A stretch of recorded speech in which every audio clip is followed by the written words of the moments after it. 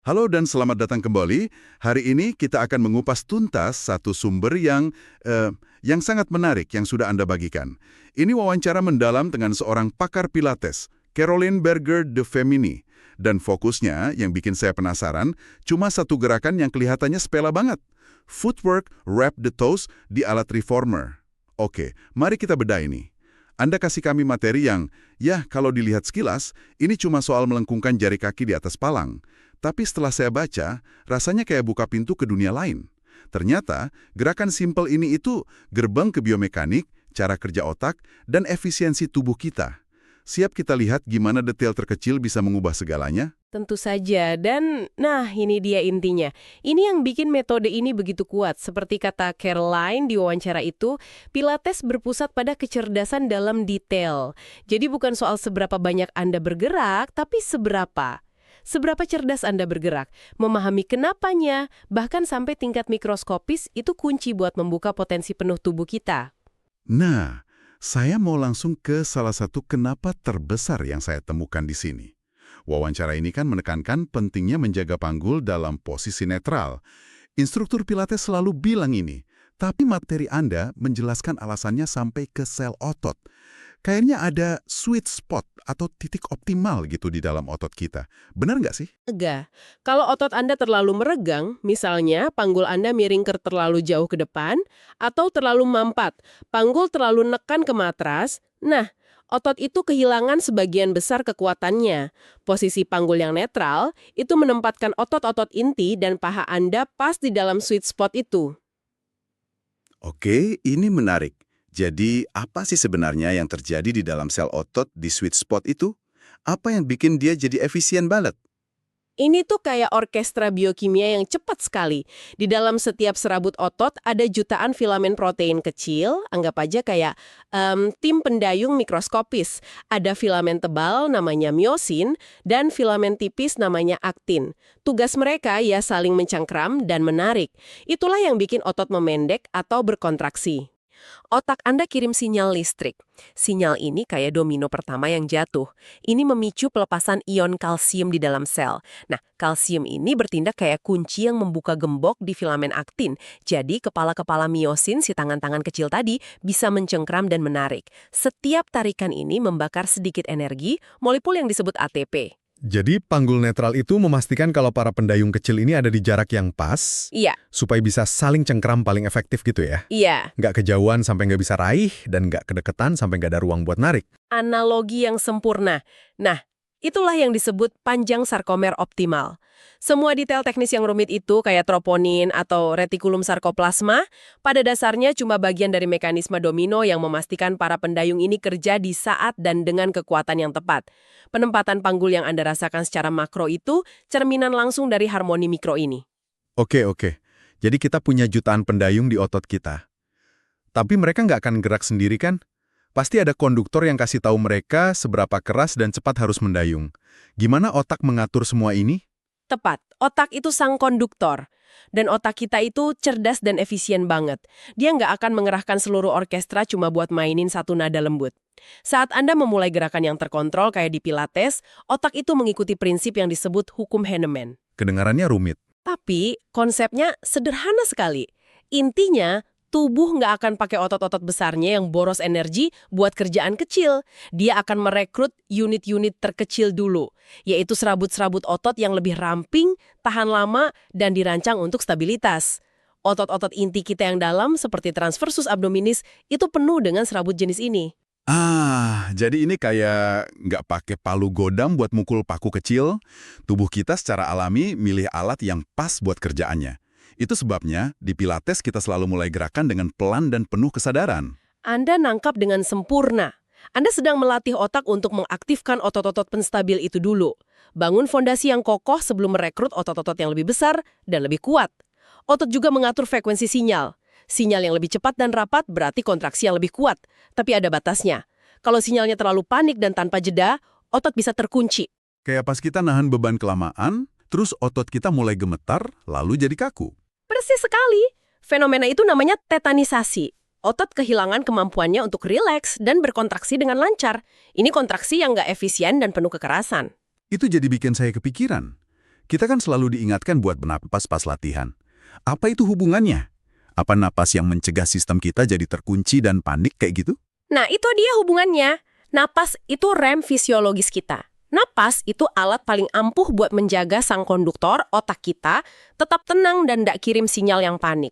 Ada 2 cara kerja napas yang sangat fundamental di sini. Oke, saya siap. Pertama, dari sisi neurologis. Saat Anda menghembuskan napas secara perlahan dan panjang, Anda mengaktifkan saraf vagus.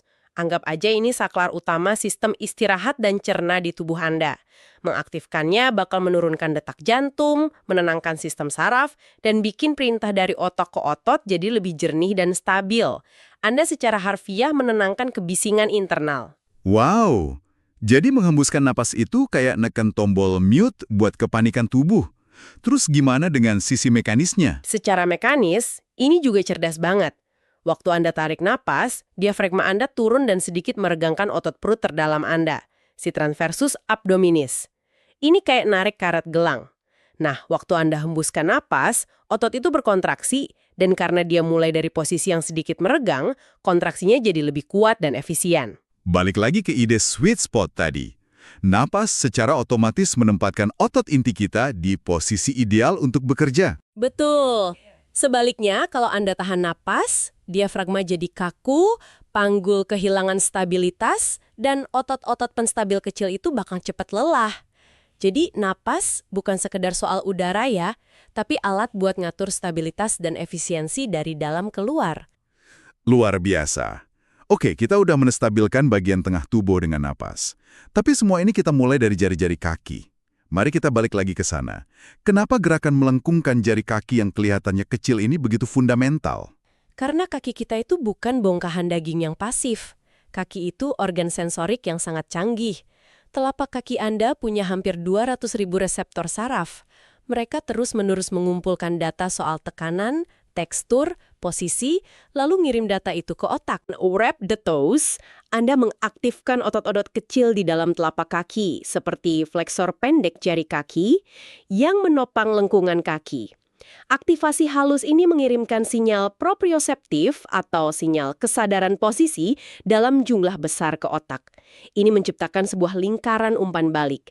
Kaki kasih tahu otak di mana posisinya, dan otak pakai info itu buat menyesuaikan postur seluruh tubuh Anda. Dan wawancara itu menyebutkan sesuatu tentang neuroplastisitas, bahwa ini benar-benar bisa mengubah otak kita. Betul. Dengan menstimulasi reseptor-reseptor di kaki secara rutin, Anda pada dasarnya memaksa otak untuk memperbarui dan menyempurnakan peta kaki di dalam korteks somatosensorinya. Semakin detail peta itu, semakin presisi perintah otak ke seluruh tubuh. Keseimbangan Anda meningkat, cara jalan Anda jadi lebih efisien. Anda sedang melatih otak lewat lapak kaki. Oke. Mari kita hubungkan semua ini ke kehidupan nyata. Kenapa saya harus peduli soal peta kaki di otak saya atau sweet spot sarkomer saat saya cuma mau turun tangga tanpa nyeri lutut? Nah, ini dia keindahan dari transfer fungsional. Latihan ini itu kayak membawa postur tubuh Anda ke bengkel buat disetel ulang ke pengaturan pabrik. Saat Anda melatih kontrol otot di reformer, tubuh Anda mengingat pola itu. Saat Anda turun tangga, tubuh Anda nggak lagi menjatuhkan beban ke sendi lutut. Sebaliknya, dia akan secara otomatis pakai otot paha dan pinggul buat mengontrol gerakan turun. Jadi, ini bukan cuma soal melakukan latihan, tapi memprogram ulang respons otomatis tubuh kita. Tepat sekali. Saya pernah kerja dengan seorang pelari maraton yang performanya stagnan. Dia kuat, tapi selalu ngeluh lututnya sakit setelah lari jauh. Kami menemukan dia hampir nggak pernah pakai lengkungan kakinya. Kakinya mati. Dengan latihan seperti ini, kami menghidupkan kembali dialog antara kaki dan otaknya. Kestabilan panggulnya meningkat drastis, tekanan di lututnya berkurang, dan dia berhasil memangkas 10 menit dari rekor pribadinya. Latihan ini bisa jadi pengubah permainan buat atlet, alat rehabilitasi yang kuat bagi yang cedera, dan buat lansia, ini salah satu intervensi terbaik untuk mencegah jatuh. Wawancara ini juga ngebahas beberapa konsep yang lebih dalam. Salah satunya, kontraksi eksentrik yang terjadi pas kita mengembalikan kereta reformer. Apa yang istimewa dari fase gerakan itu? Fase eksentrik atau fase melawan gravitasi saat kembali itu sering diremehkan, padahal disitulah keajaibannya. Saat itu otot Anda bukan lagi memendek, tapi memanjang sambil menahan beban. Kayak menurunkan benda berat secara pelan-pelan, bukan menjatuhkannya. Di tingkat sel, para pendayung kecil itu lagi berjuang untuk nggak melepaskan cengkeramannya. Kedengarannya kerja keras banget ya. Sangat keras, tapi juga luar biasa produktif. Penelitian menunjukkan kerja eksentrik ini sangat efektif untuk membangun kekuatan dan merangsang otot buat membangun lebih banyak pabrik energi, mitokondria, tanpa membebani sendi. Nah, inilah kenapa Pilates bagus banget untuk rehabilitasi. Anda dapat semua manfaat penguatan otot tanpa risiko cedera. Ada satu lagi istilah, tegangan fungsional. Kok kayak paradoks ya? Gimana sesuatu bisa tegang, tapi tetap fungsional? Tegangan fungsional itu soal menemukan sweet spot lagi, tapi kali ini buat seluruh sistem. Ini kondisi di mana otot Anda aktif dan siap, tapi nggak kaku. Cukup tegang buat kasih stabilitas, tapi cukup rileks untuk memungkinkan gerakan yang bebas dan efisien. Terlalu sedikit tegangan, postur Anda ambruk. Terlalu banyak, Anda kaku kayak papan. Menemukan keseimbangan ini adalah inti dari latihan kesadaran dalam Pilates. Jadi kalau kita rangkum ke-6 prinsip Pilates yang sering kita dengar, kayak penempatan panggul, pernapasan, kesejajaran, semuanya itu cara praktis buat menerapkan ilmu fisiologi ini. Tepat. Setiap prinsip itu terjemahan dari apa yang kita diskusikan. Penempatan panggul itu soal menemukan panjang sarkomer optimal. Pernapasan itu alat buat menenangkan sistem saraf dan menstabilkan inti. Kesejajaran tungkai itu soal mendistribusikan beban secara efisien. Semuanya bekerja sama untuk mencapai satu tujuan, efisiensi. Ini membawa kita pada kutipan kunci lain dari Caroline. Presisi adalah kekuatan tanpa kekerasan. Kekuatan sejati itu bukan soal memaksa, tapi tentang bergerak dengan kecerdasan dan kontrol. Luar biasa.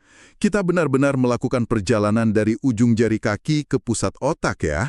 Kita mulai dengan gerakan sederhana, dan dari sana kita menjelajahi orkestra di dalam sel otot, sistem komunikasi otak, dan gimana semua itu bisa bantu Anda jalan lebih baik atau turun tangga tanpa rasa sakit.